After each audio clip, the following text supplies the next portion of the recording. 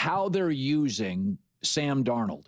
Everybody's like, is JSN a number one? I'm like, yeah, it looks like to me. And they got this kid, this fifth-round kid out of Colorado State. He looks like he's a big-time player. But I don't know. I watched the speed. I watched the velocity. I mean, that first half yesterday against the Saints, Matt, it looked like a pro team and a really good college team. Like it was, you don't see that in the NFL very much, where Seattle had the ball 7 minutes and led 38-6. I think the Seattle thing, I mean, they blew the Steelers out in Pittsburgh, and Pittsburgh's now got a winning record. What do you make of how they're using Darnold? Well, I think it was a swing and a miss week one. Week one, they played the Niners and they got away from what they wanted to be. They became this like drop back shotgun team without a fullback. And I think Mike McDonald did a good job of kind of correcting the market a little bit going into week two. Like, no. That's not the vision. Here's the vision. I want to be a downhill play action team. I want to be under center more. I want to move the pocket. I want to have a fullback in the game. That's what I want to be. And here's how it fits with our offense and our special teams and our defense. And I think message was heard loud and clear. This is one of the best offenses the last 2 weeks. Yesterday was, like you said, it was big brother, little brother scoring on special teams. But, really, when you look at the pass protection around Sam Darnold, I think that's the key for him. And JSN is one of the game's best receivers that people don't talk about, don't know about. He kind of had a little bit of a flu game yesterday where he came out and, looked like Michael Jordan at times. But when offensive linemen get to fire out and play run action at least half the time, it helps everything. And I think that's the thing that some people do well. Some people talk about it, but don't do it as well. Seattle, I would say week 2 and week 3, they've figured that out. And so, if you can continue that, I think that Sam Darnold can have the kind of year that he had last year without Kevin O'Connell, without Justin Jefferson. He's playing really, really good football right now. Sam Darnold and the Seattle Seahawks are coming. I think no one talks about Injig because people are afraid to say his name. But, Sam, this is the exact game that I said. Go back and watch my clip where I said this is the exact game that the Seahawks need to play. I said this is not a barometer game because the Saints aren't good, but this is a clarity game. This is the type of win that the Seahawks should have. That the offense should look like a mess for the Saints. That the defense should just be absolutely suffocating, and that Sam Darnold should have an easy game, and that it shouldn't be one of those situations where you're like, oh my God, if you're Kel Moore, you got to be pretty happy to only be down by 3 going in the going into the second half. And it can't be any of those bizarre games. And I don't even want to see a game where Sam throws for 303 touchdowns, but he has 2 interceptions, this kind of messy game. Just a high quality, clear, clean, get after it game. And I had an ear-to-ear smile the whole time I'm looking at this, though. I had an ear-to-ear smile. I'm just like, this is exactly what I said that I expect and should see from the Seattle Seahawks. It's actually pretty funny because it was a pretty spot on take, and it doesn't get any better than this.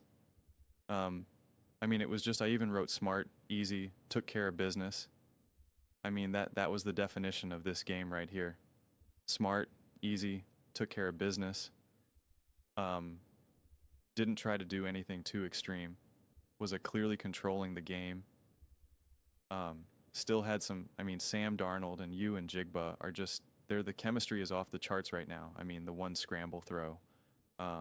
Just the perfect touch to him.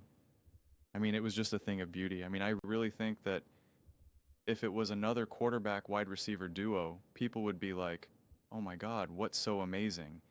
And so just to have that chemistry, that timing, that understanding of what each other are looking for just goes a long way. They hung 44 points. They only had 320 total yards. It's not like only, but when you hang that many points, you're just like, my goodness. But you had the 95-yard punt return, blocked punt. There was just a lot of moments here. The one triple coverage pass to Enigma from Sam Darnold. The touchdown pass to Horn. Just high football all around. Every aspect of it was just high-level football. And again, let's be very clear. The Saints are not a good team. They're not a good team. But when you're an up-and-coming team like the Seattle Seahawks, and you're making big changes, from a coaching perspective, whether it be head coach, coordinating, quarterback, like you're stirring the pot here. Like you can't say, oh, well, we were pretty good last year or the year before. Like, no, no, no. This is a new team. When you have a new quarterback and a new offensive coach with a defensive, an offensive coordinator and a defensive LE coach, like you don't really know what to expect. This is a new team, and so being able to just show, hey, when we play a team that's beneath us, we got it. Okay, we graduated from the level of like, I don't know who's going to win, the Seattle Seahawks versus the Saints. That when you come into a game like this, you're like, no, obviously Seahawks, easy win, got it done, boom, right? And the Seahawks are creating that for themselves, and they're creating that culture. The team themselves need to know. They need to be able to confidently be like, this team is not on our level. And not only are they not on our level, but we're not even going to give them room to breathe. It's not one of those weird things where it's like, oh, it's going to get ugly and it's going to get weird. Number.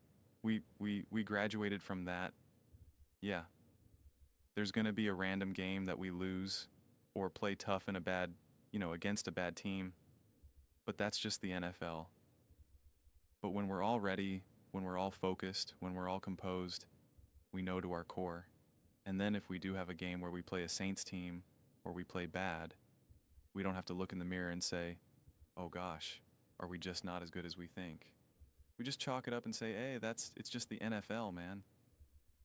That's just what happens, right? The Green Bay Packers don't need to have an identity crisis now because of them losing to the Cleveland Browns. But when you're creating something, when you're starting new, like the Seahawks are doing, the Seahawks are doing, games like this matter, right? They don't matter to the Bills. They don't matter to the Eagles. They don't matter to the Chiefs. Maybe they matter to the Chiefs right now, but in the past they don't. A game like this to me does matter, and it goes a really long way from confidence building, culture building, competency building. It gets everyone connected, gets everyone feeling good, and it's just, again, it's clarity. You understand who you are, you understand your floor, you understand that there's other teams around the league that are not on your level. And the next step is to just keep rising, keep going. And so a game like this, I really do think goes a long, long way. So a big win for the Seattle Seahawks. But again, to be clear, obviously it was against a team that should be beneath you, should be below you. So don't get it twisted here. But, the Seahawks could be undefeated right now. And, again, that's football, man. That's the NFL, but they could be leading the division right now. The division obviously is way up in balance right now. Obviously incredibly early, but these wins matter. Yeah, it's just gotta continue to take care of business. I just checked short rest against the Cardinals. That'll be a tough game, especially specifically because it's short rest here. But this defense got to swallow up Kyler Murray. Got to swallow him up. I'm excited for that game. That's a good game. That's going to be a great game. I'm excited now. I didn't realize that was the game that was coming up. Okay, good. Yeah, this was a clarity game. The game against the Cardinals is a barometer game now, right? Clarity clearly defines barometer.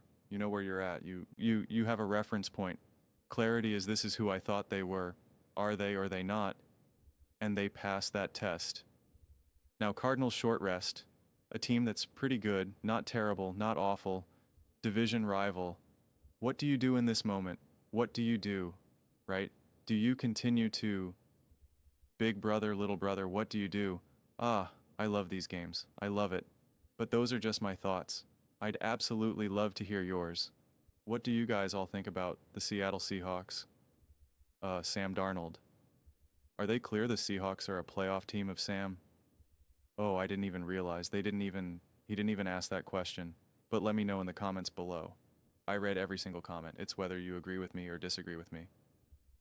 Either way, let's get in some discussions. Let's get in some fights. But ultimately, let's just have some fun.